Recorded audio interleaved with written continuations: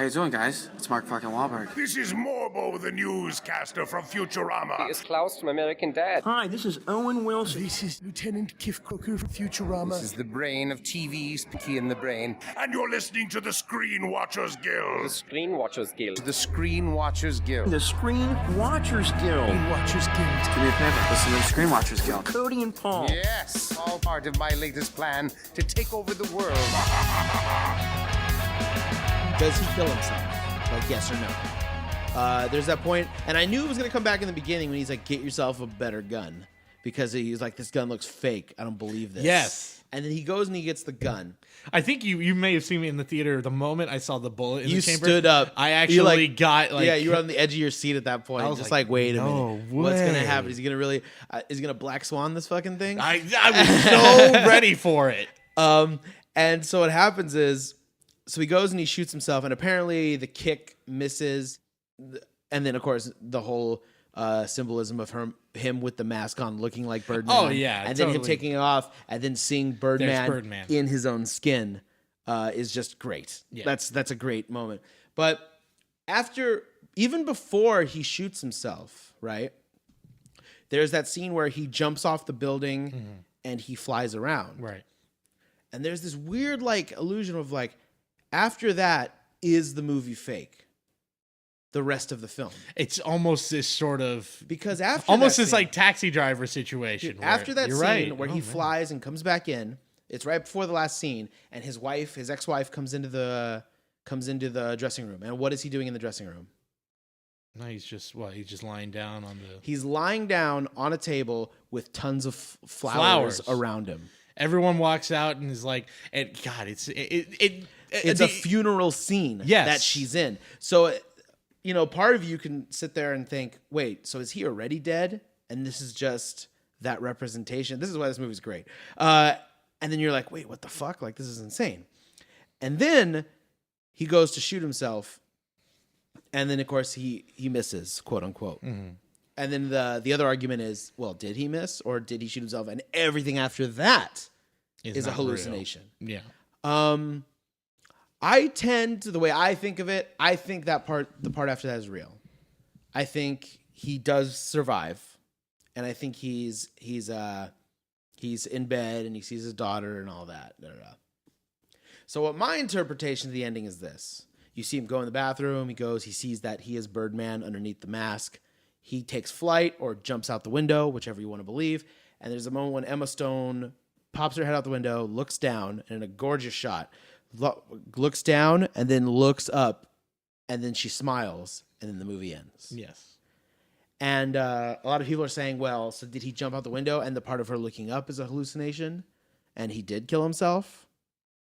What I think is, this is just my opinion, because Emma Stone has gone out and said that she does not want...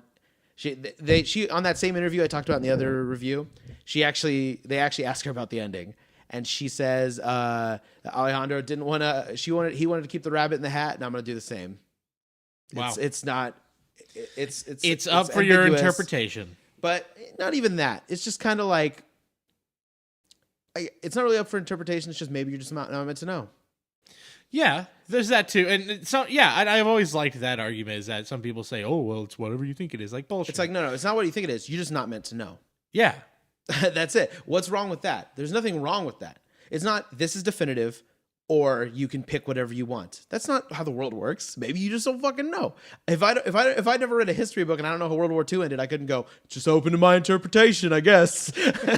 A giraffe came in and saved everyone. But to me, what happened is this. What we talk about when we talk about love. He realizes he was a shit dad, or just that he wasn't there enough. He wipes his mouth in that earlier scene with all of humanity represented in a single napkin. Yes. Such a great fucking scene. And then at the end, the part where he's sitting and his daughter crawls into bed with him and he holds her head. To me, that is him not only recognizing love, because he has his daughter, and his daughter, now that he's nearly died, now she kind of loves him because she thought she could have lost him. And so everything after that point is a hallucination, which is him embracing who he is, which is Birdman, and her finally looking up with joy at her father.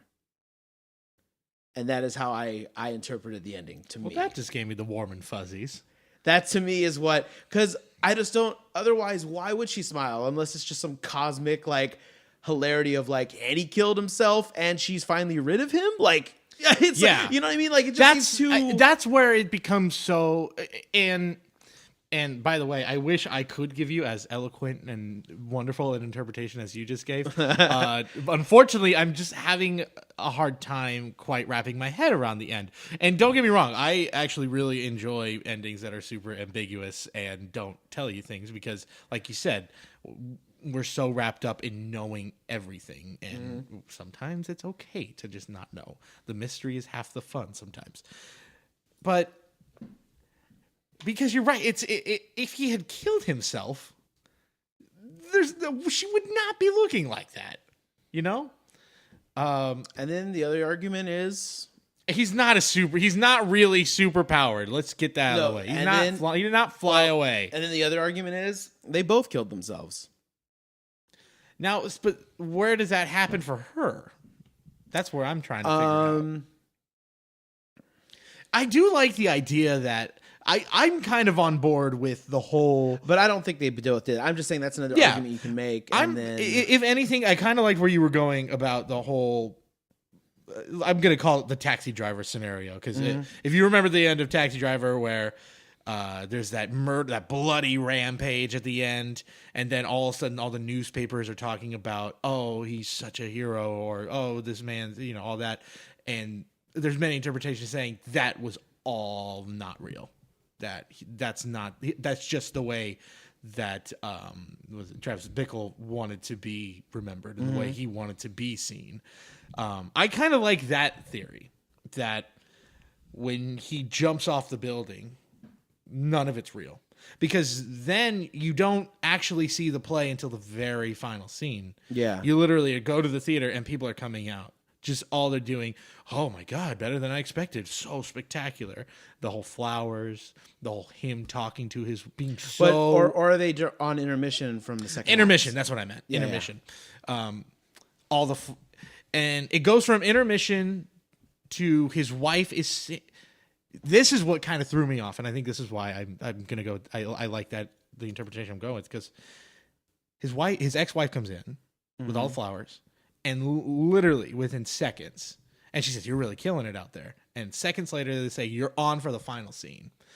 And I know some people will say, "Well, they just jumped ahead," but it's like, why would his wife be there if the play is happening right now, or ex-wife be there? Well, it's intermission. But would they go straight? It's a short story though. It's a 3-act play. Basically. Okay, all right. So it's the third act is coming up, which is the final scene. Okay, all right, then I'm fine then. But nonetheless. No, but there's definitely he's talking about his attempted suicide and and I'm sure there's going to be like some sort of thing dissecting that whole jellyfish scene somewhere. Yeah. Well, it's even because what's funny is that's just, to me, that's another representation of how his life goes, and and it's like he's coming to terms also with his ex-wife, where she's like, "I don't want to talk about that," but he's like, "Well, I'm going to talk about it, because I need to come to terms with it." And he comes to terms with his own daughter. He comes to terms with himself, and I think the part with the jellyfish to me is like I'm assuming what year did he say that was? When that happened, I don't think he did. I'm trying to wonder if he did, because I'm trying to think about how far away it was from when he was famous as Birdman. I think he definitely was still famous. Okay. Because if that's true, then that's even more like... So, all the craziness around him, which he can't seem to stand. He doesn't like for instance, like when everyone's taking pictures of him and he's outside, he's like, fucking whatever. And the whole craziness of being famous. And then he goes to try to kill himself in the ocean. This calming fucking feeling, and then he's immediately attacked by fucking jellyfish. Like, even there, these fucking things are fucking stinging him and surrounding him. And then can't get away. And then he Yeah. gets out, and like he said, he looked like a madman when he was trying to roll around and get them off of him. And it's just like, in this moment where he's trying to have quiet dignity, these things still wrap around him and make him make a fool out of himself. Right.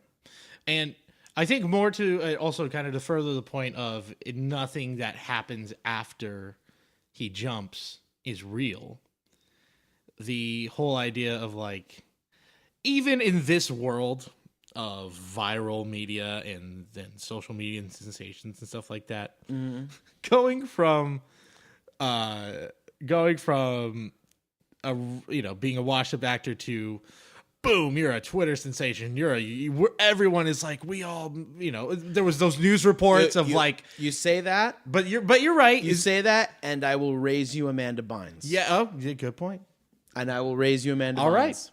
I will raise you Britney Spears. And I shaving her also head. say that, and yet, and I also now understand, I'm now thinking in my head, like, oh, wait a minute. What about all the celebrities who were irrelevant for years and then died, and suddenly everybody's the biggest fan of this certain celebrity or this certain person, that you saw news networks were all like, Birdman nearly kills himself, or he's got 80,000 followers on Twitter.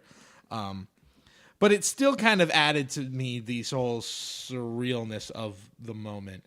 And I think it really speaks to how good the director and the writing and everything in this movie is, when that they kept the whole surreal thing going on for so long that when it actually is something that feels very real and very honest, and like that final moment with his daughter, we have to question if it's real or not. We have to question, is this surreal or is it, or what are we seeing? Yeah, it's definitely one to think about. And as you can tell, it is almost unfair that we're commenting so early because we just saw this movie a couple hours ago. Yeah, that's why I'm saying, like, that's why I still have a lot to process with this movie. I know. It's still so fresh on our minds. All the themes, everything about it was just so great. Like I said, I really think, though, whether you decide if he killed himself, when he killed himself, everything of that, I think the main thing definitely holds true is just, like I said, it's the short story, what we talk about when we talk about love. To me, that is still, no matter what, that is the core of what this movie is about. Yeah. And I think that's the only thing that you can't argue is that is what it is.